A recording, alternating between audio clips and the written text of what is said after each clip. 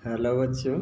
कल हम आपको लोकतंत्र की सफलता के लिए आवश्यक परिस्थितियों के बारे में समझा रहे थे, जिसमें मैंने सबसे पहले आपको लोकतंत्र की सफलता के लिए पहली परिस्थिति के बारे में समझाया था कि शांति तथा व्यवस्था।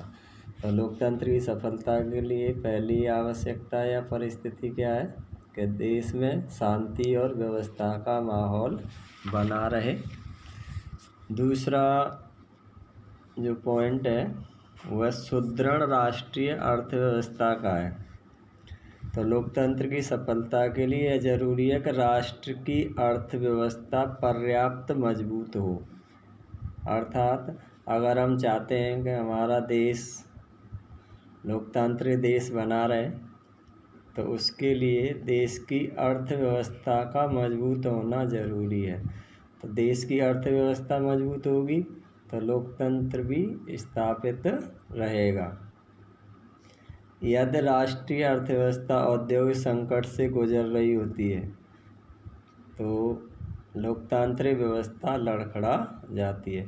अर्थात किसी देश की राष्ट्रीय अर्थव्यवस्था अगर औद्योगिक संकट से गुजर रही है तो निश्चित है कि उस देश में लोकतांत्रिक व्यवस्था गड़बड़ा जाएगी या लड़खड़ा जाएगी।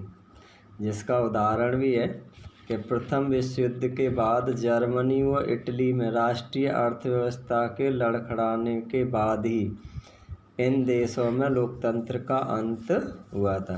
कहने का तात्पर्य है कि प्रथम विश्व युद्ध से पहले जर्मनी और इटली दोनों देशों में लोकतांत्रिक व्यवस्था थी, लेकिन प्रथम विश्व युद्ध के बाद इन दोनों देशों की आर्थिक स्थिति कमज़ोर हो गई, जिसके कारण यहाँ लोकतंत्र का अंत हो गया और तानाशाही शासन की स्थापना हुई। इसी प्रकार द्वितीय विश्व युद्ध के बाद पूर्वी यूरोप में आर्थिक अव्यवस्था के कारण वहाँ के देशों में लोकतंत्र का अंत हुआ और साम्यवादी शासन की स्थापना हुई। आधुनिक काल में भी लैटिन अमेरिका के राज्यों में लोकतंत्र की असफलता का एक बड़ा कारण आर्थिक अव्यवस्था है। अनेक अफ्रो एशियाई राज्य भी ऐसे ही संकट के दौर से गुजर रहे हैं। तो कहने का तात्पर्य है कि लोकतंत्र की सफलता के लिए राष्ट्रीय अर्थव्यवस्था का मजबूत होना आवश्यक है। अगर आर्थिक अर्थव्यवस्था कमज़ोर होगी तो निश्चित है कि उस देश में लोकतंत्र भी सही ढंग से सफल नहीं हो पाएगा। तीसरा जो पॉइंट है लोकतंत्र की सफलता के लिए वो है आर्थिक समानता की स्थापना। लोकतंत्र के सफल संचालन के लिए केवल इतना ही जरूरी नहीं है कि राष्ट्रीय अर्थव्यवस्था शक्तिशाली हो, अपितु यह भी जरूरी है कि राज्य में यथासंभव आर्थिक समानता हो, अर्थात गरीबी व अमीरी के बीच चौड़ी खाई न हो। कहने का तात्पर्य होता है कि पैसा सभी लोगों में लगभग बराबर मात्रा में बटा हुआ हो, यानी ऐसा न हो कि एक व्यक्ति तो बहुत ही ज़्यादा अमीर हो और एक गरीब हो। तो या यूँ कहें कि पैसा कुछ लोगों में ही केंद्रित हो जाए। जैसे मान लीजिए किसी देश की जनसंख्या उसके 5% लोगों के पास में देश का 95% पैसा हो और 95% लोगों के पास मात्र 5% पैसा हो, तो ये अमीर और गरीब के बीच की चौड़ी खाई कहलाएगी। और ऐसी स्थिति में वहाँ लोकतंत्र का सफल संचालन होना असंभव है। तो अगर हमें लोकतंत्र को सफलतापूर्वक संचालित करना है तो आर्थिक समानता होना आवश्यक है। यह तभी संभव है जब देश में बड़ी मात्रा में मध्यम वर्ग मौजूद हो। इस स्थिति में लोकतंत्र को कमज़ोर करने वाले वर्ग संघर्ष से बचा जा सकता है। चौथा है सामाजिक न्याय की स्थापना। तो लोकतंत्र की सफलता के लिए यह जरूरी है कि व्यक्तियों के बीच धर्म, जाति, भाषा, रंग, नस्ल, लिंग, जन्म आदि के आधार पर भेदभाव नहीं किया जाए। सभी व्यक्ति कानून के सामने समान माने जाएं और उन्हें न्यायालय समान कानूनी संरक्षण दे।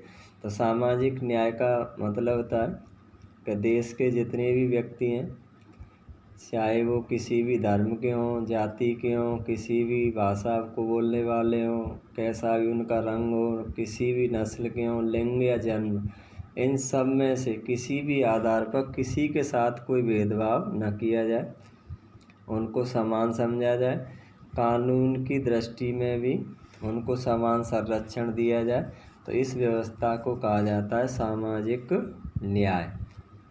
इस प्रकार जब समाज में सभी व्यक्तियों को समान स्थिति प्राप्त होती है तो उनके बीच भावनात्मक एकता भी स्थापित होती है और सामाजिक लोकतंत्र की स्थापना होती है। 5वां बिंदु है शिक्षित व जागरूक जनता। तो लोकतंत्र की सफलता के लिए जनता का शिक्षित एवं जागरूक होना आवश्यक है। तो जिस देश में लोग अच्छे पढ़े लिखे होते हैं, समझदार होते हैं, उस देश में लोकतंत्र सफलतापूर्वक संचालित होता है। तो लोकतंत्र की सफलता के लिए जनता का शिक्षित एवं जागरूक होना भी आवश्यक है। शिक्षित जनता ही लोकतंत्र की समस्याओं को तथा इसकी प्रक्रिया को समझने में समर्थ होती है और स्वस्थ जनमत का निर्माण कर सकती है। इसके अलावा जब जनता जागरूक होती है तो सरकार की लोकतंत्र विरोधी नीतियां एवं कार्य, इन दोनों का विरोध उनके द्वारा किया जाता है। तो कहने का मतलब जब समाज के लोग पढ़े लिखे, शिक्षित, जागरूक होंगे तो सरकार जो भी नीतियां बनाती है या जो भी कार्य करती है, अगर वो कार्य गलत हैं तो आम जनता उसका विरोध करेगी। जनमत का निर्माण। तो लोकतंत्र की सफलता के लिए ये 6वां बिंदु है कि लोकतंत्र की सफलता के लिए जनमत निर्माण के साधनों की स्वतंत्रता भी आवश्यक है। इसका अर्थ है कि जैसे प्रेस का तात्पर्य होता है जो समाचार पत्र छपते हैं। तो प्रेस, साहित्य, रेडियो, सिनेमा, दूरदर्शन आदि पर सरकारी नियंत्रण नहीं होना चाहिए। कहने का मतलब वो ये अपने द्वारा जो भी उचित लगता है उसको वो छाप सकते हैं या दूरदर्शन पर दिखा सकते हैं, उसके लिए वो स्वतंत्र हों। जैसे कहते हैं ना, सन 1975 में देश में आपातकाल लगाया गया था, तो उसके तहत प्रेस सेंसरशिप कानून बनाया गया था। प्रेस सेंसरशिप का तात्पर्य होता है कि अखबार में कोई भी चीज़ छापने से पहले सरकार की अनुमति लेना आवश्यक होता था। तो ऐसी स्थिति में लोकतंत्र नहीं रहेगा। तो अब चाहे वो समाचार पत्र हों, दूरदर्शन चैनल हों या अन्य जो समाचार चैनल हों या रेडियो, तो वो स्वतंत्र है अपने द्वारा कोई भी चीज़ जनता को दिखाने के लिए, लेकिन वह उचित होनी चाहिए।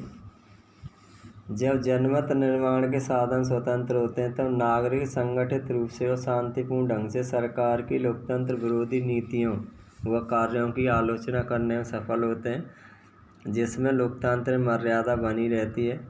ऐसी स्थिति में लोकतंत्र सफलतापूर्वक कार्य करता है। अगला पॉइंट है नागरिक नैतिक व राष्ट्रीय चरित्र। जब किसी समाज में नागरिक नैतिक व राष्ट्रीय चरित्र श्रेष्ठ होता है तो वहाँ लोकतंत्र की सफलता की बहुत उम्मीद होती है। अर्थात देश के नागरिक अच्छे हों, देश हित में कार्य करने वाले हों, उनमें नैतिकता मौजूद हो, तो निश्चित है वहाँ लोकतंत्र भी अवश्य होगा। ऐसे समाज में व्यक्ति अपने अधिकारों कर्तव्यों का उचित प्रयोग करते हैं, वे सार्वजनिक समस्याओं पर लोकहित की दृष्टि से विचार करते हैं और साथ ही नागरिकों के प्रति सहिष्णुता, उदारता, सहानुभूति, सेवा, प्रेम आदि का व्यवहार करते हैं और अपने राष्ट्र से प्रेम करते हैं।